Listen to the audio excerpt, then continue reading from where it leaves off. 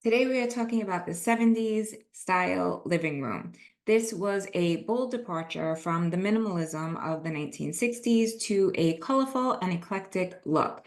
It blended different design styles, so we have bohemian to disco, mid-century modern.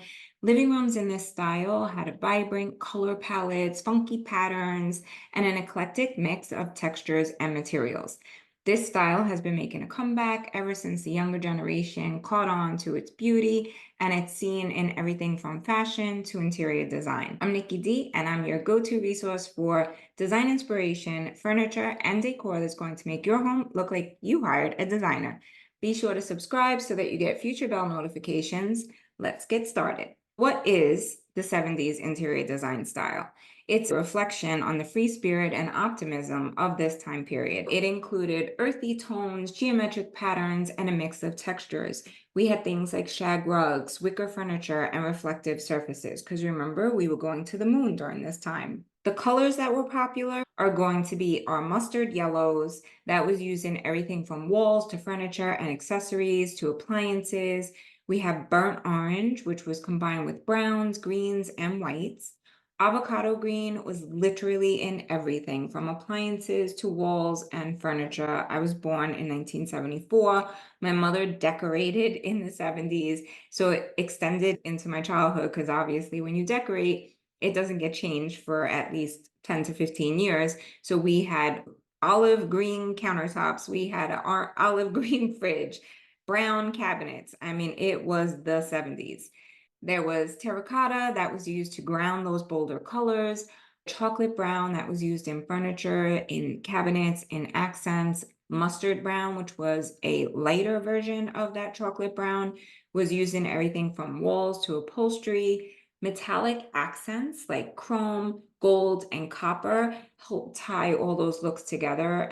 And then we have black and white, which was just used for accent or contrast to add definition to graphic patterns and other brighter hues. Here's some examples of how all those colors play together in the living room spaces. This is our color palette. There were different shades and tones of the colors, but we had yellow, we had burnt orange, we had some turks, some purples, we had olive greens, and then our browns. Our 70s fabric and prints were velvet that added that touch of luxury and glamour. We had chenille, which was a soft fabric. It was used in everything from upholstery to curtains. Cotton was a versatile and affordable material that was used in printed fabrics and slipcovers. We had geometric patterns, which you can see in this image, and the velvet sofa as well. We had stripes, optical illusions, large-scale florals used in earthy tones with stylized motifs. There was also paisley. That was a classic pattern that was used that gave it that bohemian flair. The 70s furniture style was bold and eclectic. It was a reflection of the diverse culture and social influences of the time. Again, we had people going to the moon, so there was that whole space, silver vibe that was going on, which you can see in the metal accents, along with all those earthy tones. This is a way that you can update the look. This is all current pieces. Space age and mod vibes, which is actually a trend that is current.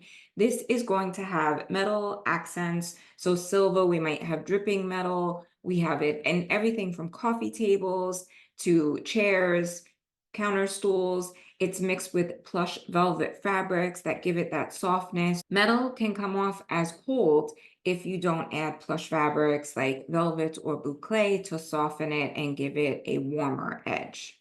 Here's other looks from the 70s. We have the Soriana curved sofa that has those metal details.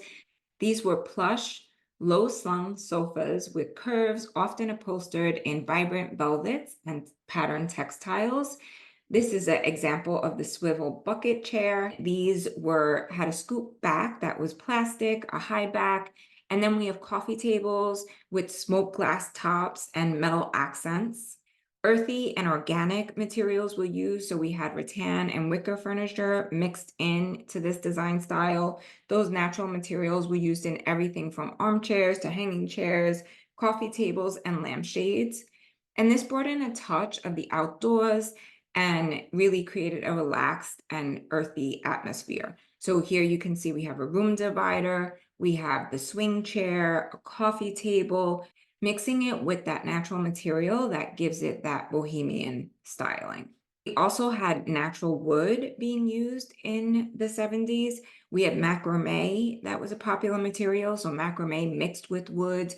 We have woods being used like walnut, teak, and oak with bold grains that are exposed, travertine coffee tables in different heights to give interest. Macrame wall hangings and plant stands were popular decor during the 1970s.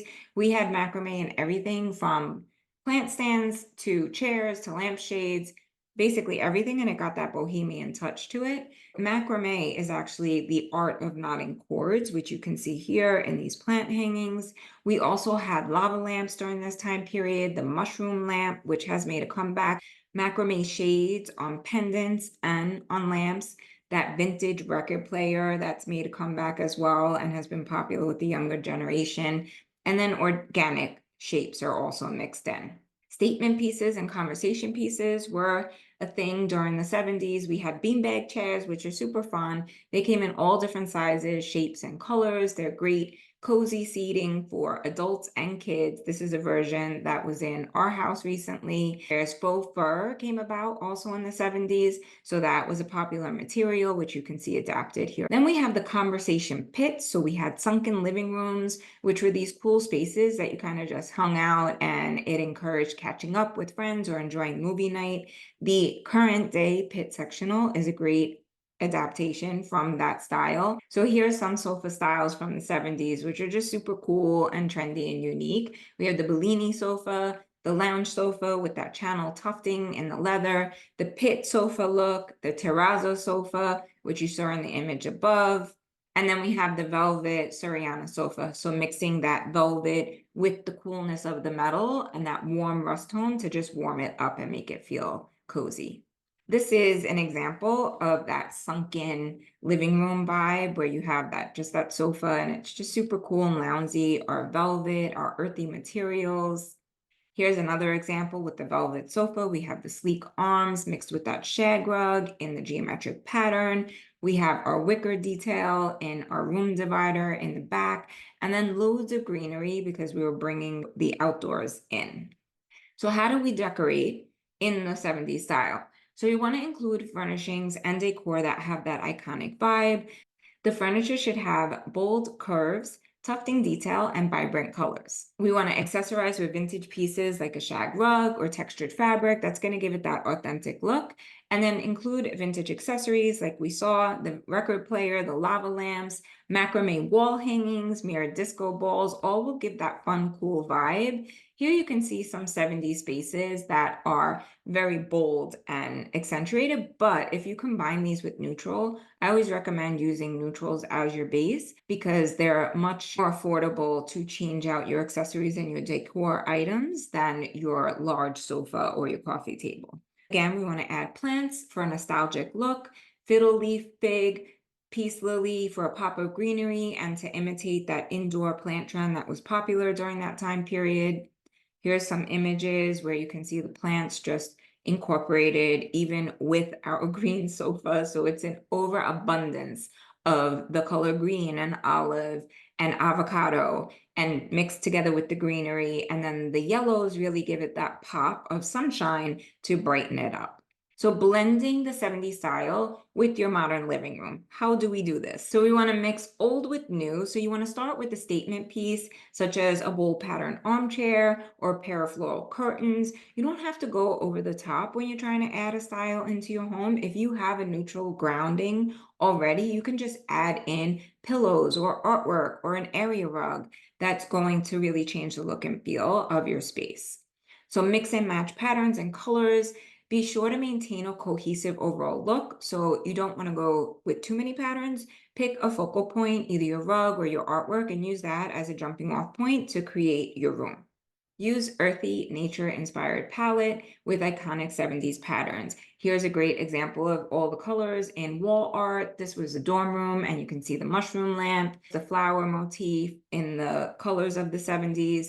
And don't go overboard. You don't want to overwhelm your design. So again, by mixing it with neutrals as your base, You can incorporate those colors and touches of the 70s, but then if you get tired of it, you could always change it out to a different look. You want to layer in retro decor with contemporary pieces for a stylish, updated vibe that's going to give your living room that nostalgic look, but it'll also be current. Here's a great example where you see that Suriana sofa, and then you have leather chairs with the metal detailing. These were those travertine coffee tables that we saw with the pedestal, and then mixing in cool elements and natural tones, the low profile seating with the armrest, mixing in the touches of the wood, the greenery that gives it that 70s vibe. There's going to be links in the description below to the blog post, which is 70s Living Room, How to Get the Groovy Look in Your Home. This is a resource that has all the different information that we just went to. If you sign up with your email, I will also send you a PDF cheat sheet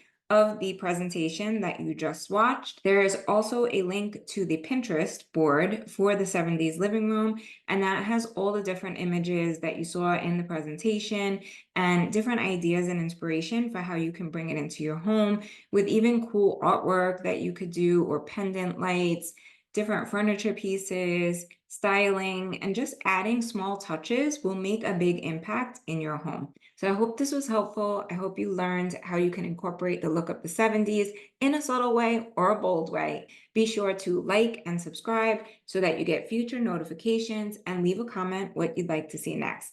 Happy designing and have a great day.